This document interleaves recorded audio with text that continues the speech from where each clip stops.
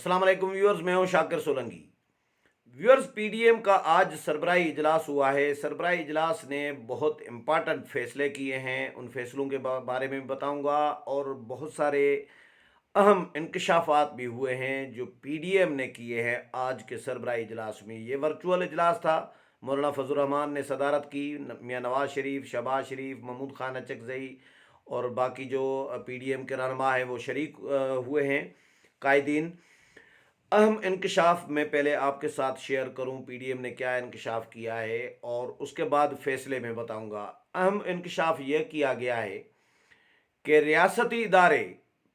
پھر سرگرم ہو گئی ہیں، پھر سیاست میں مداخلت انہوں نے شروع کر دی ہے۔ کچھ عرصہ تو ایسی خاموشی لگ رہی تھی ریاستی اداروں کی، لیکن اب جب عمران خان کو جھٹکا دیا ہے اتحادیوں نے، اور عمران خان کو ووٹ دینے سے انکار کیا تھا کاف لیگ اور ایم کیو ایم نے، اس کے بعد ریاستی اداروں نے مداخلت شروع کی ہے۔ یہ پی ڈی ایم نے انکشاف کیا ہے، تحریری طور پر پی ڈی ایم کا اعلامیہ بھی جاری کیا گیا ہے۔ میں اعلامیہ کے چند جو نکات ہیں وہ بھی آپ کے ساتھ کوشش کروں گا، پورا اعلامیہ نہ پڑھوں،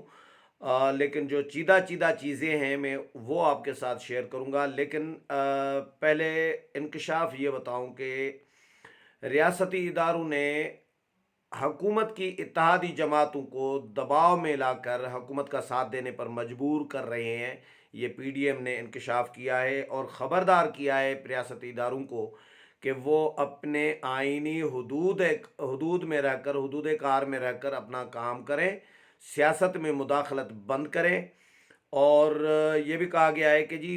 جو اتحادی جماعتیں ہیں پی ٹی آئی کی، حکومت کی، ان سے ریاستی اداروں نے جو ان کے جو لوگ ہیں، ممبران ہیں، ان سے ٹکٹوں کی کاپیز بھی حاصل کی ہیں۔ اس حد تک وہ مداخلت کر رہی ہیں اور ان کو دباؤ میں ڈال کر حکومت کا ساتھ دینے پر مجبور کر رہی ہیں۔ تو ریاستی اداروں کو خبردار کیا گیا ہے کہ عوام کے صبر کا امتحان نہ لیا جائے۔ یہ انکشاف ہے، یعنی کچھ عرصہ پہلے تک تو یہ کل پرسوں تک تو ایسا لگ رہا تھا پی ڈی ایم، جس طرح میاں نواز شریف کا رویہ تھا، مولانا فضل الرحمان کا رویہ تھا، تقریروں میں سے بھی ایسا فیل ہو رہا تھا، میڈیا ٹاکس،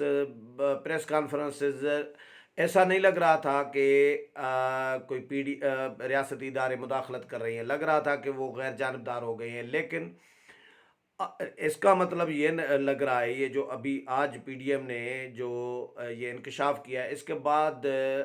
مجھے بھی ایسا لگ رہا ہے کہ یہ سوال ہی پیدا نہیں ہوتا کبھی بھی لائف میں کوئی ریاستی ادارے سیاست میں مداخلت سے باز آئے، یہ ہو ہی نہیں سکتا۔ اب ایسا لگ رہا ہے کیونکہ کچھ عرصے کے لیے وہ چپ ہو جاتے ہیں، سائیڈ پہ ہو جاتے ہیں، یقین دہانیاں کراتے ہیں اپوزیشن جماعتوں کو کہ جی اب نہیں ہوگا، اب نہیں ہوگا، جی جو ہو گیا سو ہو گیا، اب آئندہ نہیں ہوگا۔ لیکن کچھ عرصے کے بعد پھر جب وقت ضرورت پڑتی ہے تو ریاستی ادارے پھر ایکٹیو ہو جاتے ہیں، اپنا کام کر رہے ہوتے ہیں۔ یہ آج پی ڈی ایم نے یہ جاری کیا ہے تحریری طور پر، اور فیصلے یہ کیے گئے ہیں کہ لانگ مارچ کے حوالے سے بھی فیصلہ کیا گیا ہے کہ لانگ مارچ کی تاریخ کا تعین کرنے کے لیے ایک کمیٹی قائم کی گئی ہے، 3 رکنی، شاہد خاقان عباسی، کامران مرتضیٰ جے یو آئی کے سینیٹر، اور عطا تارڑ، 3 رکنی ان پر مشتمل کمیٹی قائم کی گئی ہے۔ اور یہ کمیٹی جو ہے لانگ مارچ کے حوالے سے بھی تجاویز تیار کرے گی۔ اچھا، لانگ مارچ کی تاریخ کا حتمی جو تعین کرنا ہے وہ کمیٹی بھی نہیں بلکہ اسٹیئرنگ کمیٹی جو پہلے بنی ہوئی ہے، کبھی صدارت شاہد خاقان کر رہے ہوتے ہیں، کبھی حسن اقبال، اس کو دیا گیا ہے۔ جو 3 رکنی کمیٹی کی قائم کی گئی ہے، اس کو ٹاسک دیا گیا ہے جو حکومت قانونی جو قانون منظور کرانا چاہ رہی ہے، ان قوانین کے حوالے سے قانونی تجاویز تیار کرنے کی اس کمیٹی کو، 3 رکنی کمیٹی کو ذمہ داری سونپی گئی ہے۔ کیونکہ فیصلہ یہ کیا گیا ہے آج کے پی ڈی ایم کے اجلاس میں کہ حکومت جو پارلیمنٹ کے مشترکہ اجلاس سے جو پرسوں بدھ کو حکومت بلانا چاہ رہی ہے، آج میری بابر اعوان سے بھی ملاقات ہوئی، بابر اعوان نے اعلان بھی کیا ہے پارلیمنٹ میں کہ بدھ کو پارلیمنٹ کا مشترکہ اجلاس بلایا جائے گا، اور 28 بل ہے، اس پر میں الگ پروگرام میں آپ کے ساتھ ذکر کروں گا۔ آج ہی کوشش کروں گا کہ وہ الگ ویلاگ ہوگا میرا پارلیمنٹ کے جوائنٹ سیشن اور بلوں کے حوالے سے، لیکن آج ابھی پی ڈی ایم کا میں ذکر کر رہا ہوں۔ پی ڈی ایم نے یہ فیصلہ کیا ہے کہ حکومت جو پارلیمنٹ کے مشترکہ اجلاس سے جتنے بھی بل منظور کرائے گی، وہ ساری متنازع جو قانون سازی ہے یا سارے قوانین جو ہیں وہ سپریم کورٹ میں پی ڈی ایم چیلنج کرے گا۔ یعنی حکومت اگر منظور بھی کرا لے، اتحادیوں کو حکومت نے جیسا تیسا کر کے ان کو اسٹیبلشمنٹ کی اداروں کی ریاستی اداروں کی مدد لے کر حکومت نے ان کو مجبور تو کیا ہے اپنا ساتھ دینے کے لیے، لیکن یہ پھر بھی یہ متفقہ قانون سازی نہیں ہوگی، اور اپوزیشن کے ساتھ پھر اب مذاکرات بھی ختم ہو گئے، سمجھے مذاکرات نہیں ہوں گے، کیونکہ حکومت یہ سمجھ رہی ہے کہ بھائی اتحادی راضی ہو گئے، اسٹیبلشمنٹ ہمارے ساتھ کھڑی ہے، ریاستی ادارے ہمارے ساتھ کھڑے ہیں، اسٹیبلشمنٹ اپوزیشن جو ہے اب اس کی ضرورت نہیں ہے۔ تو اپوزیشن سے ایسا لگ رہا ہے کہ حکومت اب مذاکرات نہیں کرے گی، اور اس لیے یہ فیصلہ کیا گیا ہے کہ شاہد خاقان عباسی، کامران مرتضی اور عطا تارڑ یہ تینوں مل کر قانونی تجاویز تیار کریں گے کہ ان قوانین کو کس طرح مسترد کرایا جا سکتا ہے عدالتی فورمز پر، اور سپریم کورٹ میں کس طرح چیلنج کرایا جا سکتا ہے۔ تو 22 نومبر کو، یعنی 17 کو ہو رہا ہے اجلاس جوائنٹ سیشن پارلیمنٹ کا، اس میں یہ بل منظور حکومت کرائے گی۔ 22 نومبر کو پی ڈی ایم کی اسٹیئرنگ کمیٹی کا اجلاس بلایا گیا ہے۔ ایک اسٹیئرنگ کمیٹی میں وضاحت کر دوں کہ ایک اسٹیئرنگ کمیٹی ابھی بنی ہے 4-5 دن پہلے، جو پارلیمنٹ کے اندر ہے، جس کا آج بھی اجلاس ہوا تھا، کل بھی اجلاس ہوا تھا۔ یہ اسٹیئرنگ کمیٹی نہیں ہے، یہ والی جو اسٹیئرنگ کمیٹی ہے یہ الگ ہے، یہ پی ڈی ایم کی اسٹیئرنگ کمیٹی حسن اقبال کی سربراہی میں بنائی گئی تھی۔ اب کبھی شاہد خاقان اس کو ہیڈ کر رہے ہوتے ہیں، اس میں پیپلز پارٹی شامل نہیں ہے، اے این پی شامل نہیں ہے اس اسٹیئرنگ کمیٹی میں۔ تو اس پی ڈی ایم کی اسٹیئرنگ کمیٹی کا اجلاس جو ہے 22 نومبر کو طلب کیا گیا ہے، اور اس کے لیے جو ہے تجاویز کمیٹی جو ہے تیار کرے گی، اور یہ جو اسٹیئرنگ کمیٹی ہے یہ تجاویز تیار کر کے وکلاء کے پینل کے ساتھ مشاورت کرے گی ضابطے کی کارروائی مکمل کرنے کے لیے، اور اس کے بعد 23 نومبر کو پی ڈی ایم کا سربراہی اجلاس بلایا جائے گا۔ یہ فیصلہ کیا گیا ہے جس میں اسٹیئرنگ کمیٹی کی سفارشات کی حتمی منظوری دی جائے گی، اور کوئٹہ اور پشاور میں پی ڈی ایم کے جو احتجاجی جلسوں کا پہلے سے جو ایک شیڈول طے ہے وہ اپنے شیڈول کے مطابق ہوں گے۔ اب آتا ہوں ریاستی اداروں کے حوالے سے جو پی ڈی ایم نے وارننگ دی ہے، اس میں یہ کہا ہے جی، جو تحریری طور پر اعلامیہ میں لکھا ہے پی ڈی ایم نے، یہ مریم اورنگزیب نے جاری کیا ہے، لاہور سے ڈیٹ لائن لکھی گئی ہے، اس میں یہ لکھا گیا ہے کہ جی ریاستی ادارے حکومت کی اتحادی جماعتوں کو قانون سازی میں حکومت کی مدد کرنے پر مجبور کر رہے ہیں۔ حکومتی اتحادی جماعتوں کے لوگوں کے ٹکٹوں کی کاپیز بھی حاصل کی گئی ہیں۔ پی ڈی ایم ریاستی اداروں کی اس مداخلت کو قبول نہیں کرتی اور اس عمل کو آئین کی خلاف ورزی قرار دیتی ہے۔ پی ڈی ایم کا اجلاس زور دیتا ہے کہ ریاستی ادارے اپنے آئینی حدود میں رہیں اور عوام کے صبر کا امتحان نہ لیں۔ یہ فیصلے ہوئے ہیں۔ اچھا، آگے اس اعلامیہ میں یہ بتایا گیا ہے کہ جی اجلاس ہوا، میاں نواز شریف نے لندن سے اور فلاں محمود خان اچکزئی، اختر منگل، آفتاب شیرپاؤ، اویس نورانی اور باقی جو رہنما ہیں انہوں نے اس کو جوائن کیا ویڈیو لنک کے ذریعے۔ آگے اجلاس میں ملکی مجموعی صورتحال، نیب ترمیمی بل، الیکٹرانک ووٹنگ مشین اور انتخابی اصلاحات سمیت حکومت کی جانب سے مسودہ قوانین سے متعلق امور پر تفصیلی تبادلہ خیال کیا گیا، اور پی ڈی ایم کے مستقبل کی حکمت عملی کے حوالے سے مشاورت کی گئی۔ اجلاس نے 22 نومبر 2021 کو پی ڈی ایم کی اسٹیئرنگ کمیٹی کا اجلاس طلب کرنے کا فیصلہ کیا ہے، جس میں حکومت کی طرف سے لائے جانے والے قوانین کو عدالت عظمیٰ میں چیلنج کرنے سے متعلق سفارشات اور تجاویز کو تیار کیا جائے گا۔ اس ضمن میں سپریم کورٹ بار ایسوسی ایشن کے سابق صدر اور جے یو ایف اے سے تعلق رکھنے والے سابق سینیٹر کامران مرتضی اور پاکستان مسلم لیگ نون کے ڈپٹی سیکرٹری جنرل عطا تارڑ کو ذمہ داری سونپی گئی ہے کہ وہ وکلاء سے مشاورت کے ساتھ ان قوانین کو سپریم کورٹ میں چیلنج کرنے سے متعلق ضابطے کی کارروائی مکمل کریں۔ قانونی کارروائی سے متعلق اس پینل میں سابق وزیر اعظم اور پی ڈی ایم کے سیکرٹری جنرل شاہد خاقان عباسی کو بھی شامل کیا گیا ہے۔ یہ پینل نیب ترمیمی آرڈیننس، الیکٹرانک ووٹنگ مشین یعنی E V M, State Bank کے اختیارات سلب کر کے آئی ایم ایف کے حوالے کرنے جیسے معاملات کو عدالت عظمیٰ میں چیلنج کرنے کی تیاری کو حتمی شکل دیں گے۔ اسٹیئرنگ کمیٹی کو یہ بھی ہدایت کی گئی ہے کہ موجودہ حکومت کے خلاف فیصلہ کن لانگ مارچ کی تاریخ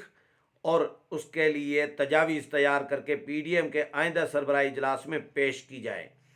اجلاس میں فیصلہ کیا گیا کہ پی ڈی ایم کا آئندہ سربراہی اجلاس 23 نومبر 2021 کو ہوگا، جس میں اسٹیئرنگ کمیٹی میں مرتب کردہ تجاویز اور سفارشات کی حتمی منظوری دی جائے گی۔ اجلاس نے قرار دیا کہ حکومت کی بدنیتی واضح ہے۔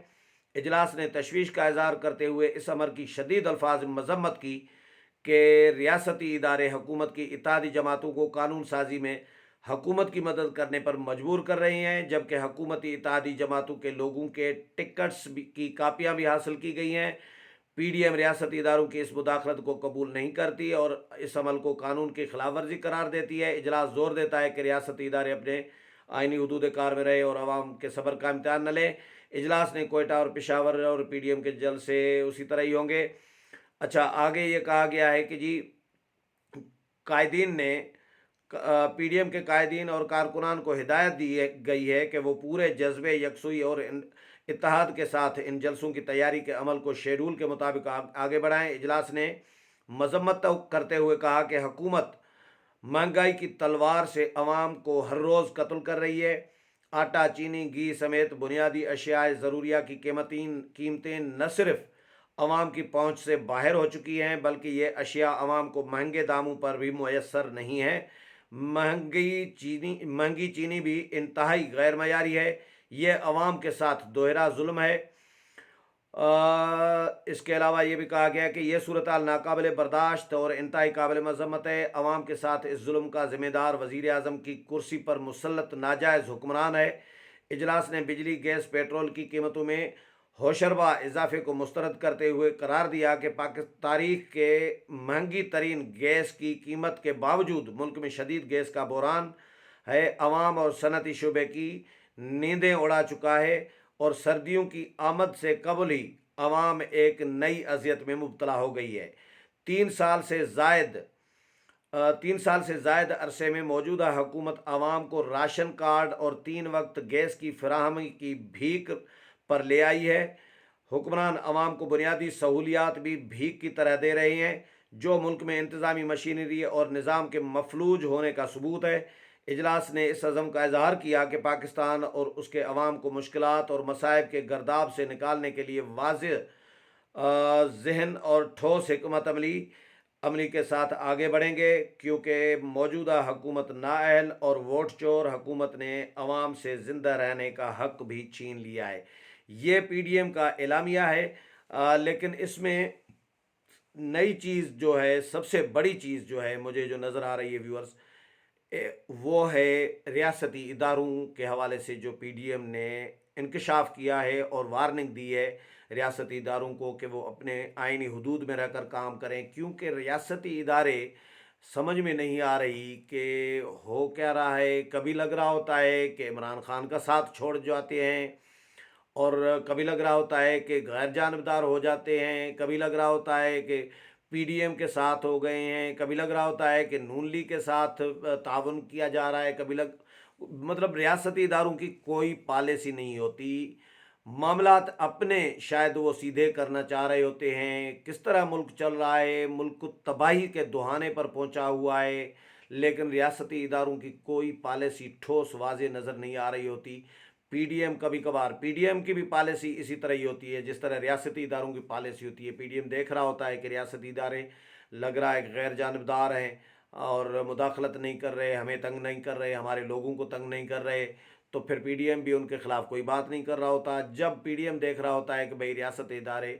زیادتی کر رہے ہیں، سیاست میں مداخلت کر رہے ہوتے ہیں، تو تب پی ڈی ایم بھی آواز اٹھاتی ہے اور احتجاج کرتی ہے۔ تو آج بڑے دنوں کے بعد ہم نے دیکھا ہے کہ پی ڈی ایم کے کسی اجلاس میں، پچھلے 3 4 5 اجلاسوں میں ریاستی اداروں کے حوالے سے کوئی بات تشویش والی نہیں ہوئی۔ ابھی تو مذمت بھی کی گئی ہے ریاستی اداروں کے اس مداخلت کی، اور ان کو خبردار بھی کیا گیا ہے اور ان کو اپنے آئینی حدود میں رہنے کی تنبیہ بھی کی گئی ہے، اور یہ بھی انکشاف کیا گیا ہے کہ ابھی جو یہ حکومتی اتحادی اکٹھے ہوئے ہیں عمران خان کی کال پر، تو ان پر پریشر ہے، دباؤ ہے ریاستی اداروں کا۔ ریاستی ادارے چاہتے ہیں کہ عمران خان یہ بل منظور کرائیں یک طرفہ، اور اپوزیشن کے ساتھ بات کرنے کی ضرورت نہیں ہے۔ مطلب جو سہولت کاری جس طرح سلیکٹرز کرتے رہے ہیں 3 سالوں میں، اور ملک کو جس طرح تباہی کے دہانے پر پہنچایا ہوا ہے عمران خان نے ریاستی اداروں کی مدد سے، تو اب بھی مزید ریاستی ادارے جو ہیں عمران خان کو سپورٹ کر رہی ہیں، پی ڈی ایم کے بقول جو پی ڈی ایم نے انکشافات کیے ہیں۔ امید ہے پروگرام پسند آیا ہوگا، اگلے پروگرام میں پھر ملاقات ہوگی، تب تک اجازت چاہتا ہوں، اللہ حافظ۔